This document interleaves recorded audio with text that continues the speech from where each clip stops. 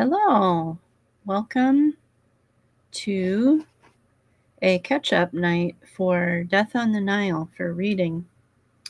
Trying to get this wrapped up so that I can concentrate on the busyness of everything right now.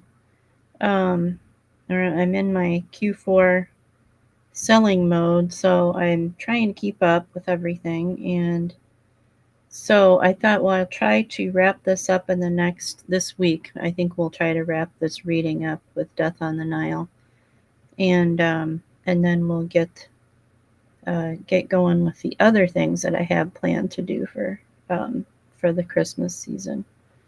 Trying to get Instagram going here.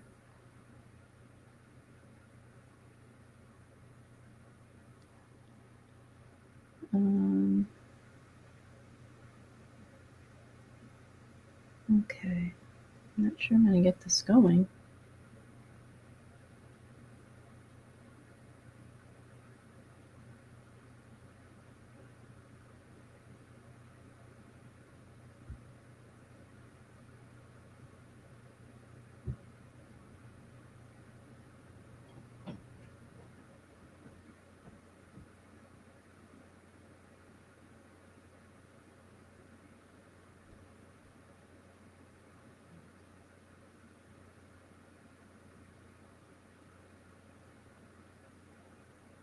Well, you might know that would give me trouble. Okay.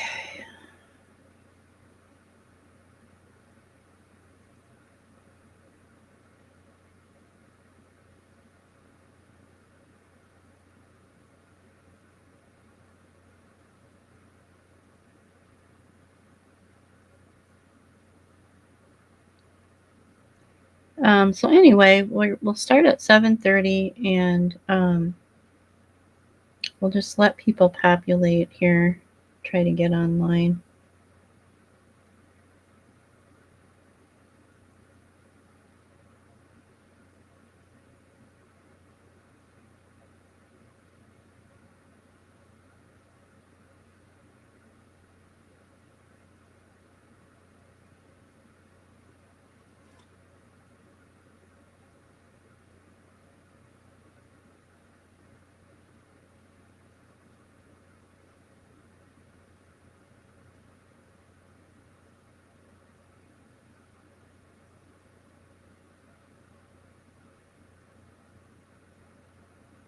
I'm not sure I'm going to get into this.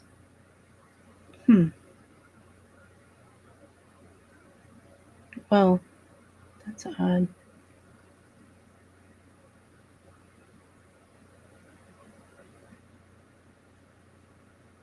Oh, there it goes. Okay. There it goes.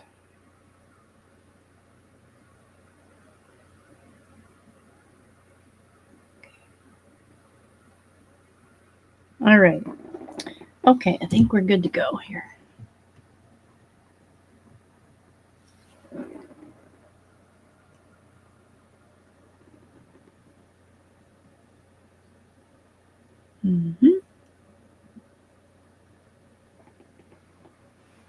Okay.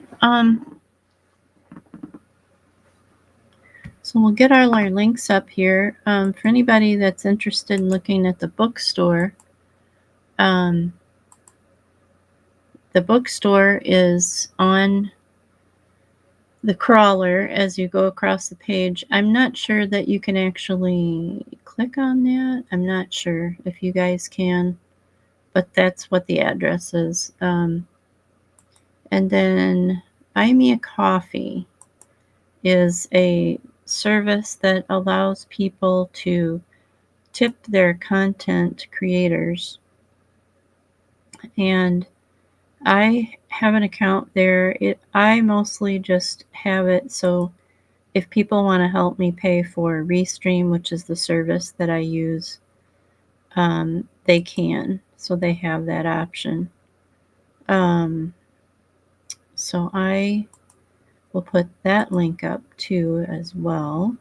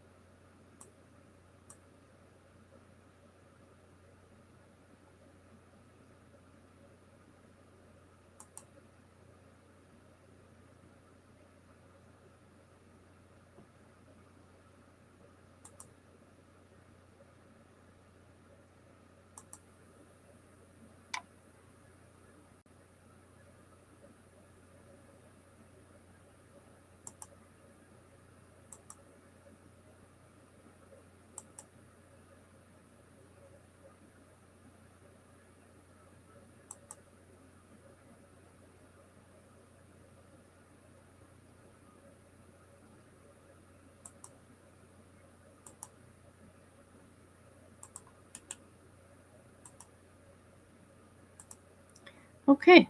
Um, so what's been happening is that we are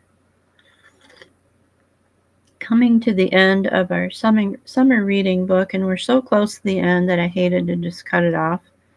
So once we get done with this, then I will be doing sharing books with you that are for sale, and then updating you on shipping and all of that that's coming up, with the Christmas season and all that. So that's what happens after this. And then also, I'm going to be sharing things that I find in books so that you guys can have a laugh and enjoy the crazy things that I find in books. I have a pile of stuff here that over the years, I've been doing this for a really long time. So I have all kinds of crazy things that I've found in books. So we're going to share those um, through the holiday season, and so you guys can just see what a little glimpse into what my work is like. So while I'm at it, welcome YouTube, welcome Facebook, welcome LinkedIn, and Twitter. If you don't know or you haven't been here before, Twitter is everything. Like for my Twitter, everything that I'm doing goes through Twitter. Okay, so anything I'm selling, there's announcements. Right now, I'm doing a virtual book fair, a rare and antiquarian book fair, um, and that is through biblio.com. It's livebiblio.com, and the link is in Twitter. So if you go to my Twitter, which is RA Bookfinders, and just search for that, you can find um, the link for bibliolive.com. So I would sign up for my Twitter, for my tweets and Twitter page if you want to find out everything that's going on.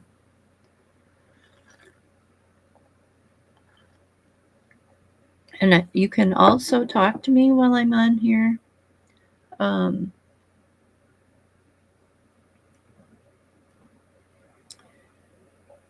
okay, so welcome Instagram. Okay. So you can also talk to me while I'm on here if you have a question about anything. I will probably see that. I think Facebook and YouTube are able to chat with me. I don't think LinkedIn has that capability yet, nor does Twitter. But you can definitely um, leave comments after I'm off of here too, or questions or whatever. It's fine. So, what have I been doing lately? Well, I've been shipping. So, people are buying a lot of my really good books. And so, I mean, there's a lot left, but there's a lot that's going out. So, I know I say this every time I come on, but if you guys are really interested in a book, you really, really need to go ahead and purchase it now if you are able to, because um, as the season goes forth, things really, really leave. And I only have one of a kind items, so I don't have two of anything really. I do on occasion get something similar or something by, the author, but sometimes, most of the time, I don't get the same edition. I try to get first editions always, but it's just kind of hit or miss. Um, so you really, I mean, if there's really something special that you want, I would not wait, because I just sold one of my better books about Alexander Hamilton's life, and as a biography. And so I encourage people to go ahead and make those purchases if you're looking at something in the store. So that's my little blurb for that. Shipping is going well. It seems to be. The timing seems to be good. They are very rough on things now, USPS especially. So I am putting all books go in a box, but leave my house. So, and they're wrapped in bubble wrap a million times over, just about, because things are really, the mail service is really rough on things. So that part has changed. So I actually didn't even buy envelopes this year because the bubble mailers, because I have a few left from last year, but really all I'm putting in there are things like things that are not worth anything and wouldn't get damaged. And everything else is going in a box with bubble wrap. So, yep, it's just people don't care about their jobs anymore at the post office, I guess, or they're just overworked or something. I don't know what it is, but they've mutilated a few things that I've sent out. So I'm very, very careful now. So, and that changed last Christmas. Last Christmas, I totally scrapped any envelopes or anything like that, because everything was just getting beat to smithereens. And so I don't know if it's, staff shortages. That could definitely be. So, that's how it's going out now. So, and I'm encouraging priority if it has to be there at a certain time, if it's for a birthday or for, a Christmas thing, as we get further into the season. Y'all better do priority, because it gets very, very slow as we get towards Christmas. So, all right, well, let's try to get some reading done tonight. I'm wanting to get through this week, so I probably won't get through the whole thing tonight, but see, this is all we have left here. It's just this little bit down here. That's all we have left. Isn't that awesome? And I've enjoyed this book so much. It's really good. All right, so let's jump right into it here. This would be the 18th chapter. And we'll start out with, this is getting towards the end, so they are figuring out the murder, or the death on the boat, the Karnak, and they are getting close to figuring this out. So it says, there was a tap on the door. Come in, Colonel Race called. A steward entered. Excuse me, sir, he said to Perrault, but Mr. Doyle is asking for you. I will come. Perrault rose. He went out of the room and up the companionway to the promenade deck and along it to Dr. Bessner's cabin. Simon, his face flushed and feverish, was propped up with pillows. He looked embarrassed. Awfully good of you to come along, Monsieur Poirot. Look here, there's something I want to ask you. Yes? Simon got still redder in the face. It's about Jackie. I want to see her. Do you think, would she mind? Do you think if you asked her to come along here? I've been lying here thinking, that wretched kid, she is only a kid after all, and I treated her damn badly, and he stammered to silence. Perrault looked at him with interest. You desire to see Mademoiselle Jacqueline? I will fetch her. Thanks, awfully good of you. Perrault went on his quest. He found Jacqueline de Belfort sitting huddled up in a corner of the observation saloon. There was an open book on her lap, but she was not reading. Perrault said gently, Will you come with me, mademoiselle? Monsieur Doyle wants to see you. She started up, her face flushed, then paled. She looked bewildered. Simon? He wants to see me? To see me? He found her incredulity moving. Will you come, mademoiselle? Yes, of course I will. She went with him in a docile fashion, like a child, but like a puzzled child. Perrault passed into the cabin. Here is mademoiselle. She stepped in after him, wavered, stood still, standing there, mute and dumb, her eyes fixed on Simon's face. Hello, Jackie.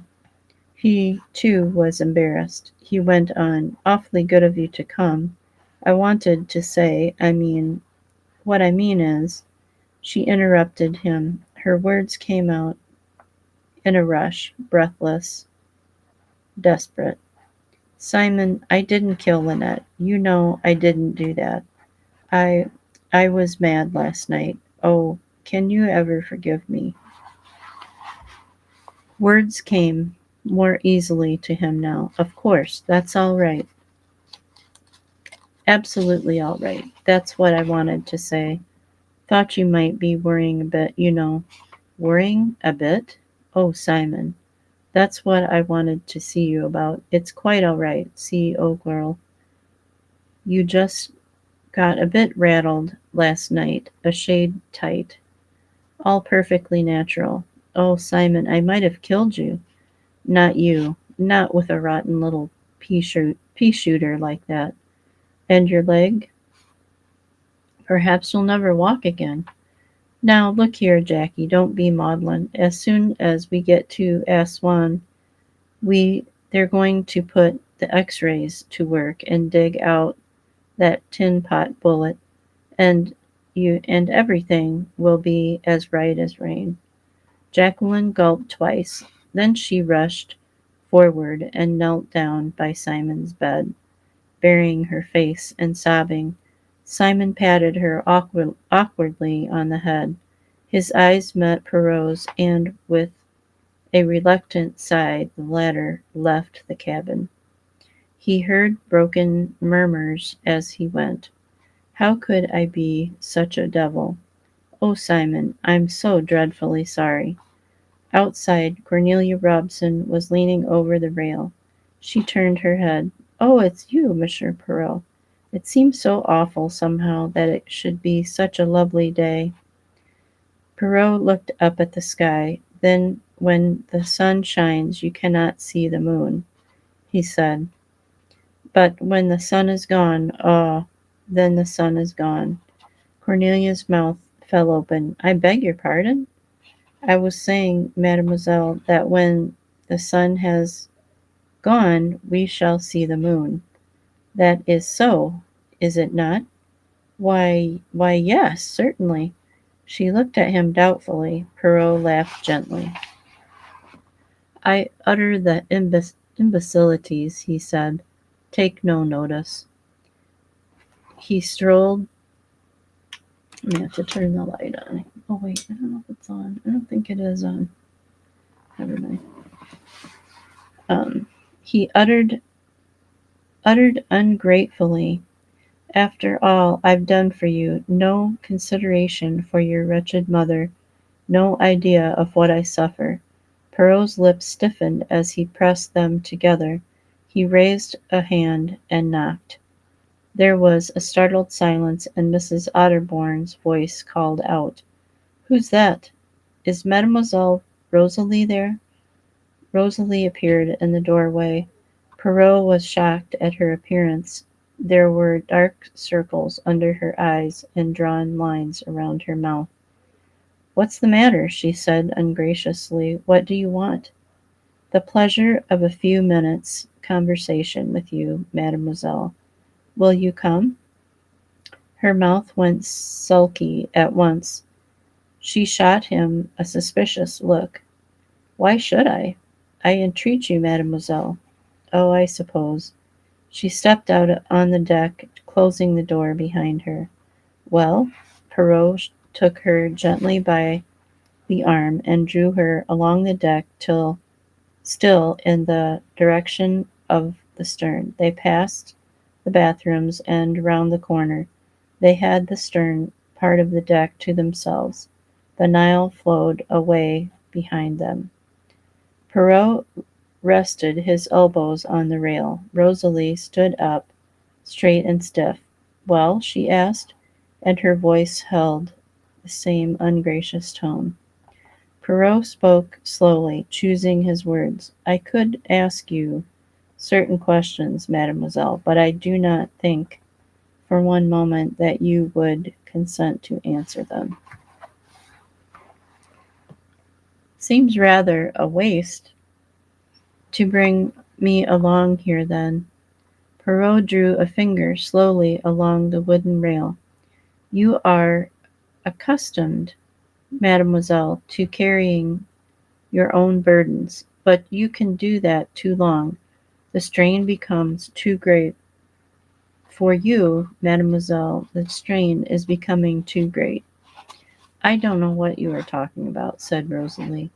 "I am talking about facts, plain, ugly facts. Let us call the spade, and say it in one little short sentence. Your mother drinks, mademoiselle."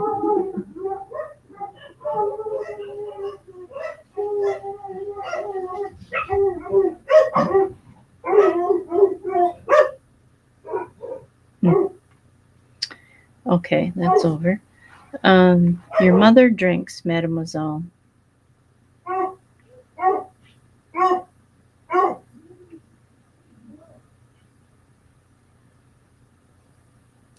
"I didn't know what you were talking about," said Rosalie. "I am talking about facts."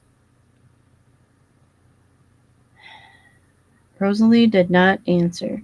Her mouth opened.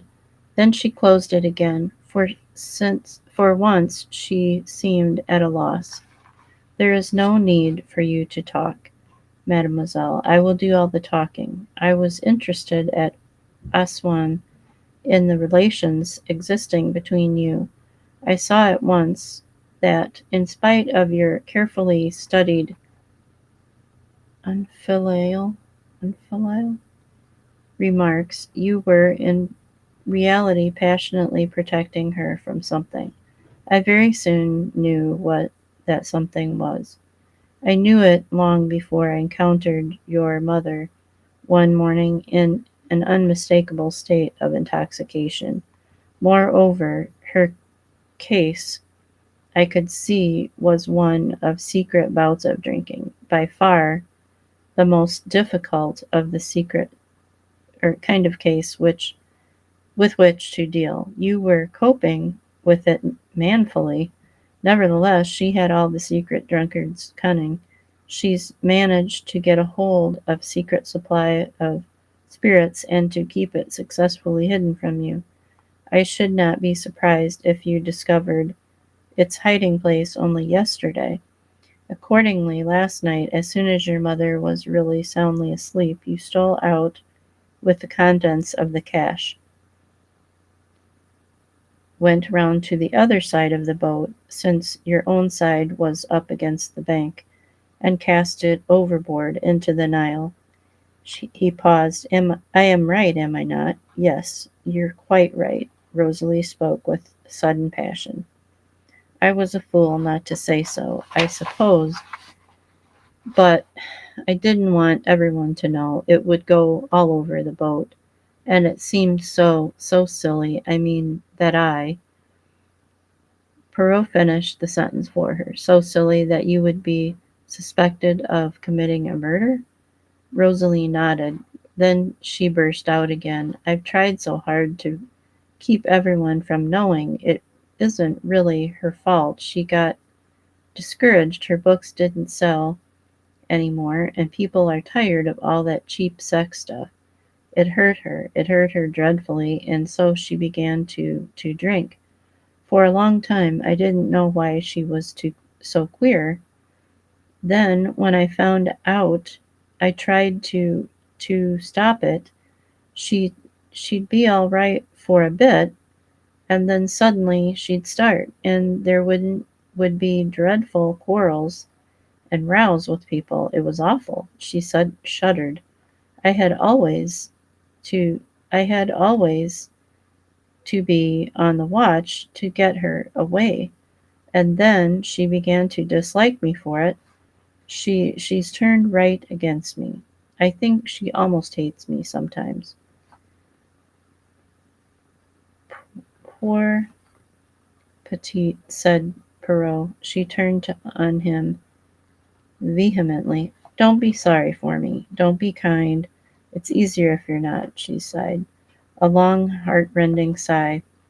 I'm so tired. I'm so deadly, deadly tired. I know, said Perrault. People think I'm awful, stuck up and cross and bad-tempered. I can't help it. I've forgotten how to be nice. That is what I said to you. You have carried your burden by yourself too long.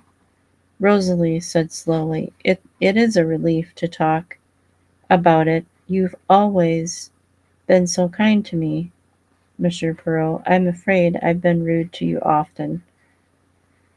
It's not necessary between friends. The suspicion came back to her face suddenly. And are you going to tell everyone? I suppose you must, but because of those bottles I threw overboard. No, no, it's not necessary. Just tell me what I want to know. At what time was it? 10 minutes past one? About that, I should think. I don't remember exactly. Now, tell me, Mademoiselle Van Schuyler saw you. Did you see her? Rosalie shook her head. No, I didn't. She says she looked out of the door of her cabin. I don't think I should have seen her. I just looked along the deck and then out to the river. Perrault nodded. And did you see anyone at all when you looked down the deck? There was a pause, quite a long pause. Rosalie was frowning. She seemed to be thinking earnestly. At last she shook her head quite decisively. No, she said, I saw nobody. Hercule Poirot slowly nodded his head, but his eyes were grave. Okay, so chapter 11? No, 19. Chapter 19. Um, I'm going to do, let's see, can we do one more chapter? Yeah, I think we can do one more chapter. Then we'll be to chapter 20.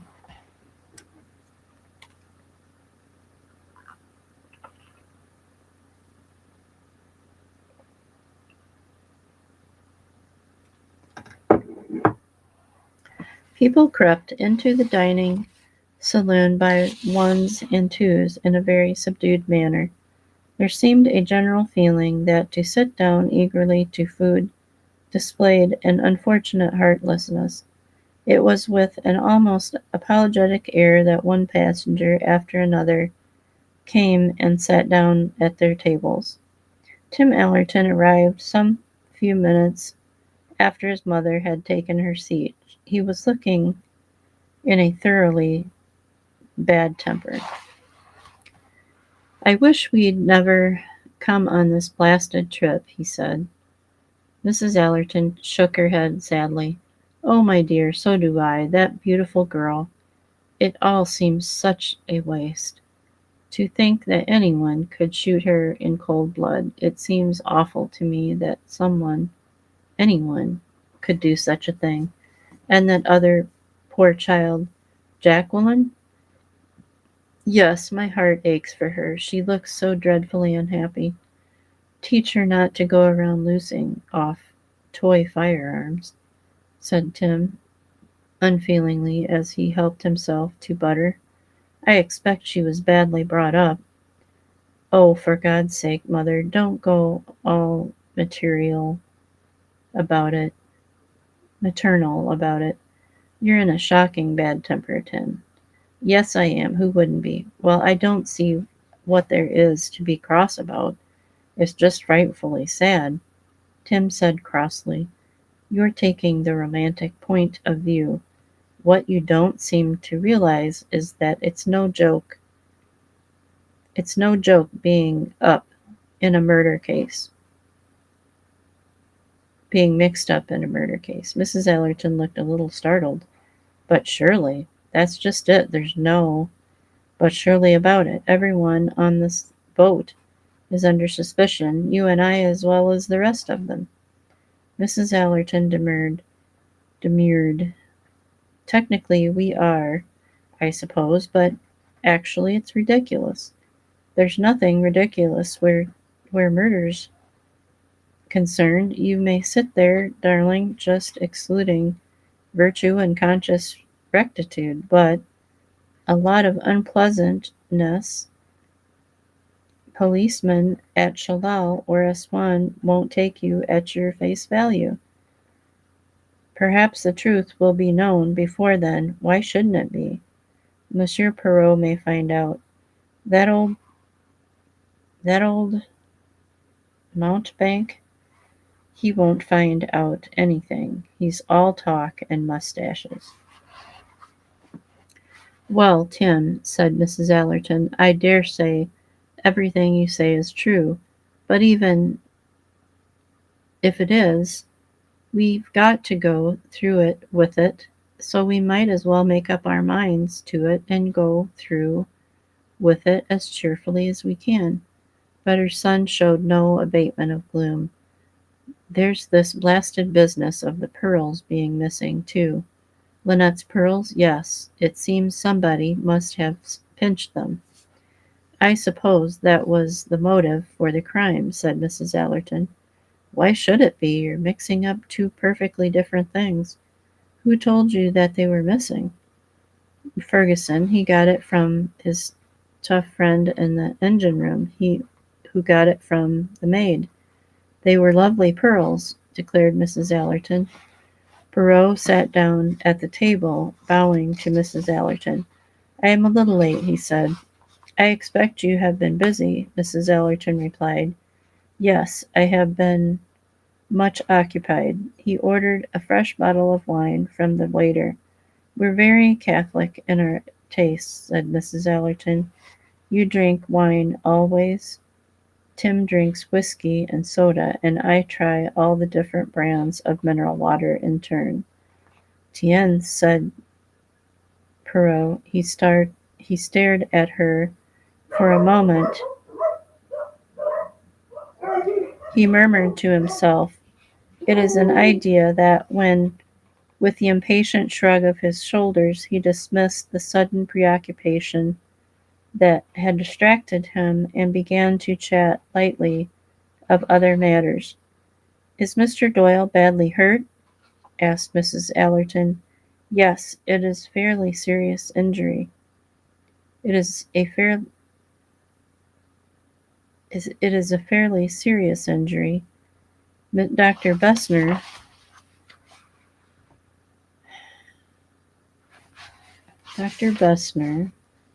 anxious to reach Aswan so that his leg can be x-rayed and the bullet removed, but he hopes that there will be no permanent lameness.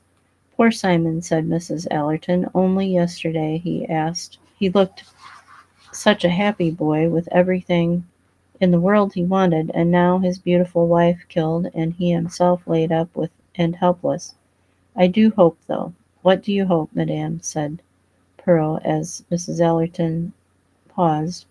I hope he's not too angry with that poor child, with Mademoiselle Jacqueline. Quite the contrary, he was full of anxiety on her behalf. He turned to Tim. You know, it is a pretty little problem of psychology. All the time that Mademoiselle Jacqueline was following them from place to place, he was absolutely furious, but now, when she has actually shot him and wounded him dangerously, perhaps made him lame for life, all his anger seems to have evaporated. Can you understand that? Yes, said Tim thoughtfully. I think I can. The first thing made him feel a fool. You are right, it offended his male dignity, but now, if you look at it a certain way, it's she who's made a fool of herself. Everyone's down on her, and so he can be generously forgiving, finished Mrs. Allerton. What children men are! A profoundly untrue statement that women always make, murmured Tim. Perrault smiled. Then he said to him, Tim, tell me, Mademoiselle Doyle's cousin, Miss Joanna Southwood, did she resemble Madame Doyle? You've got it a little wrong, Monsieur Perrault. She was our cousin and Lynette's friend. Oh, pardon, I was confused. She is a young lady much in the news. That I have been interested in for some time. Why, asked Tim sharply. Perrault half rose to bow to Jacqueline de Belfort, who had just come in and passed their table on the way to her own. Her cheeks were flushed and her eyes bright, and her breath came a little unevenly as he resumed his seat. Perrault seemed to have forgotten Tim's question. He murmured vaguely, I wonder if all young ladies with valuable jewels were as careless as Madame Doyle was. It is true, then, that they were stolen? Asked Mrs. Allerton. Who told you so, madame? Fergusson said so, Tim volunteered, and Perrault nodded gravely. It is quite true. I suppose, said Mrs. Allerton nervously, that this will mean a lot of unpleasantness for all of us. Tim says it will.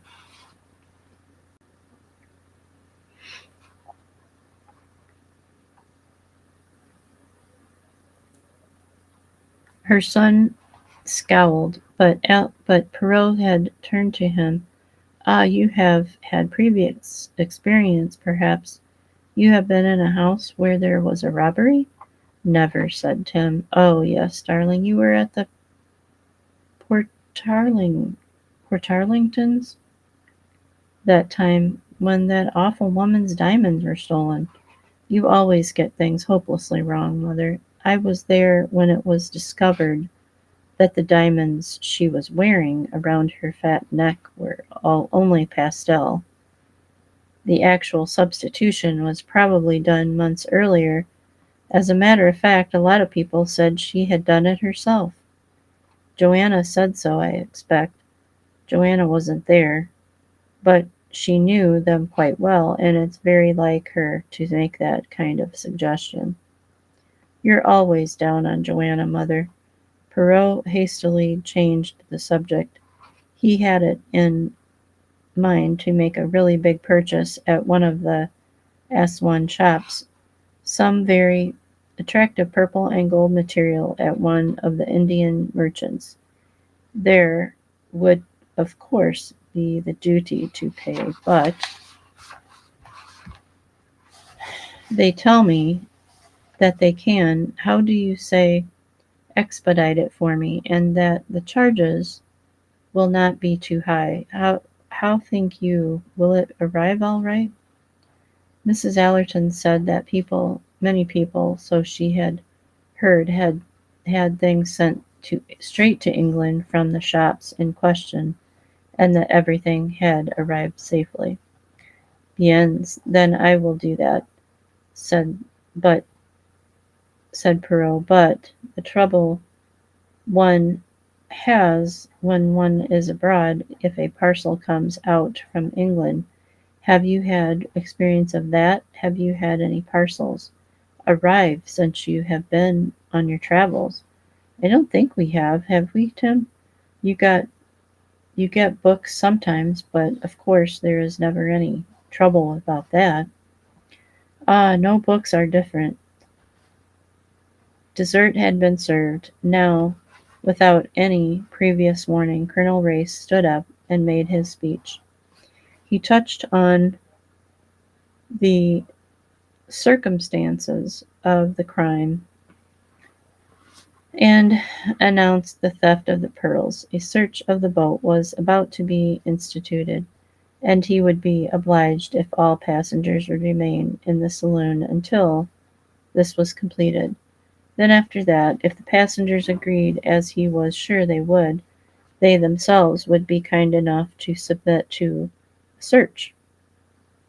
Perrault slipped nimbly along to his side. There was a little buzz and hum all round. Voices, doubtful, indignant, excited.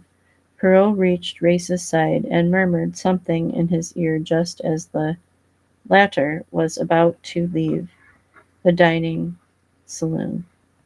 Race listened, nodded assent, and beckoned a steward. He said a few brief words to him, then, together with Perrault, he passed out onto the deck, closing the door behind him. They stood there for a minute or two by the rail. Race lit a cigarette. "Not a bad idea of yours," he said. "Well, we'll soon see if there's anything in it. I'll give them 3 minutes."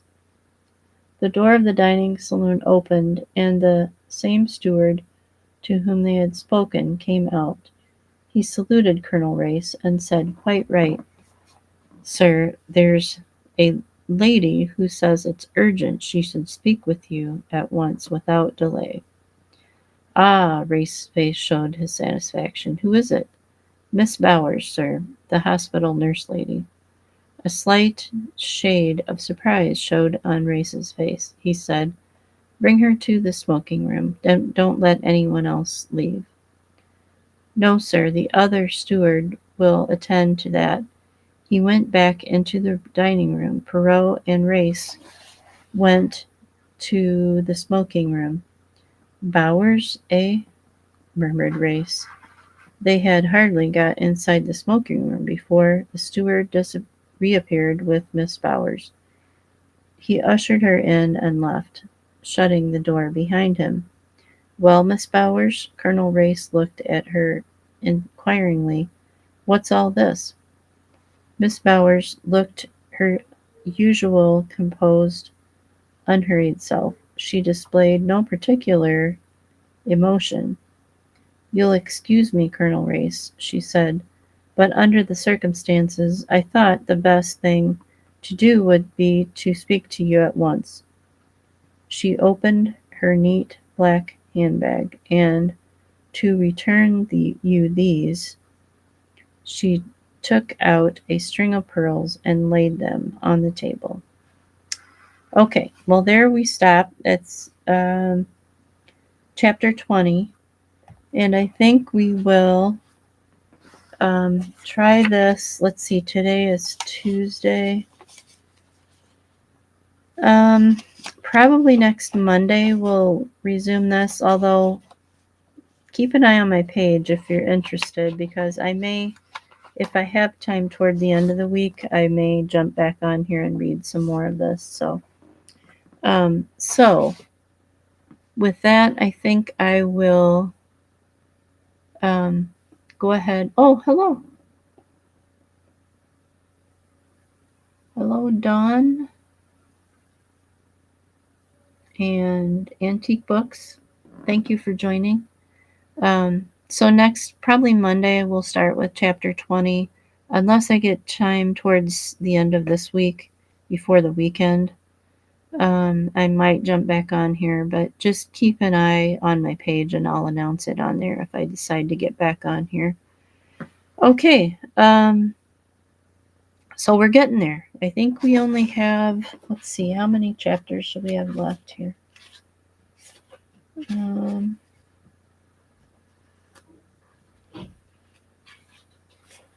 Well, it doesn't really say, but I think we've probably got maybe 3 or 4 chapters here left at the most.